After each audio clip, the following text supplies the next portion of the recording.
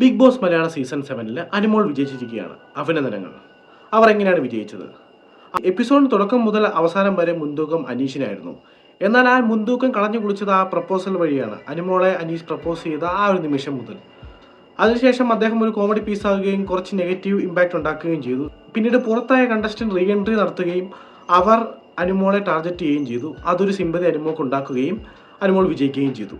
കഴിഞ്ഞ സീസണിൽ വിജയിച്ചത് ജിൻഡോയും കഴിഞ്ഞ മുമ്പത്തെ സീസണിൽ വിജയിച്ചത് അഖിൽ മാരാരുമാണ്.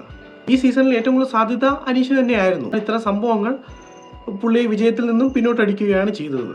പിന്നെ അനുമോൾക്കൊരു ഈസി വാക്ക് ഓവറായി ഒരു 3-4 ദിവസം മുമ്പ് തന്നെ ഏകദേശം അനുമോൾ വിജയിക്കുമെന്ന് തന്നെയാണ് എല്ലാവരും കരുതിയതും എല്ലാവരും ഏകദേശം ഉറപ്പിച്ചൊരു കാര്യം തന്നെയാണ്.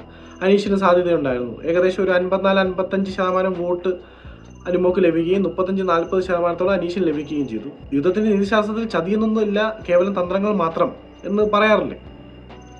യുദ്ധത്തിൽ അല്ലെങ്കിൽ ഒരു കളി ജയിക്കാൻ ഇപ്പോൾ ഫെയറായ ഏത് ഗെയിം നമുക്ക് കളിക്കാവുന്നതാണ്. അത് തന്നെ അവർ ചെയ്തിട്ടുള്ളൂ. എല്ലാ കണ്ടസ്റ്റന്റും PR ചെയ്യുന്നതാണ്. അത്യാവശ്യം പൈസയുള്ള എല്ലാ കണ്ടസ്റ്റന്റും PRനായി ഒരു 10-15-20 ലക്ഷം രൂപയൊക്കെ മുടക്കും. ഇത് കാര്യമുള്ള കാര്യം തന്നെയാണ്.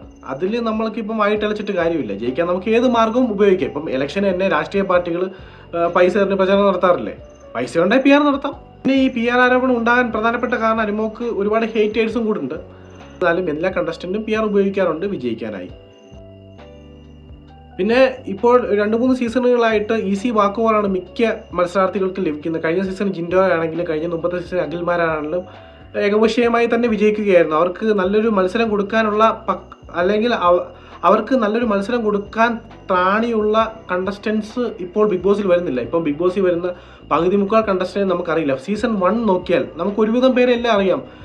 അതായത് പേളി മാണി, സാബു മോൻ അല്ലെങ്കിൽ അനൂപ് ചന്ദ്രൻ, ഒരുവിധം പേരെല്ലാം നമുക്കറിയാം. 1-ാമത്തെ 2-ാമത്തെ സീസണിലുള്ളത് അല്ലെ ശ്വേതാ മേനോൻ, അർച്ചന. പക്ഷെ ഇപ്പോൾ ഉള്ള സീസണുകളിൽ ഈ 2-3 സീസണായിട്ട് നമുക്ക് ആരെയും അറിയത്തില്ല. ആരാ വരുന്നത്, എവിടുന്നൊക്കെയോ ആരൊക്കെയോ വരുന്നു. ഇവർ പകുതി മുക്കാൽ പേരും മികച്ച രീതിയിലല്ല കളിക്കുന്നത്. അതുകൊണ്ട് 1-2 പേരിൽ കോൺസെൻട്രേറ്റ് ചെയ്യുന്ന കളിയായി ബിഗ് ബോസ് മാറിക്കൊണ്ടിരിക്കുന്നു. അവർ തന്നെ കപ്പടിക്കുന്ന രീതിയും ആയിക്കൊണ്ടിരിക്കുന്നു. അതുകൊണ്ട് അടുത്ത സീസണെങ്കിലും കുറച്ചുകൂടി നല്ല കണ്ടസ്റ്റന്റിനെ കൊണ്ടുവരാൻ ബിഗ് ബോസ് ശ്രമിക്കേണ്ടതാണ്.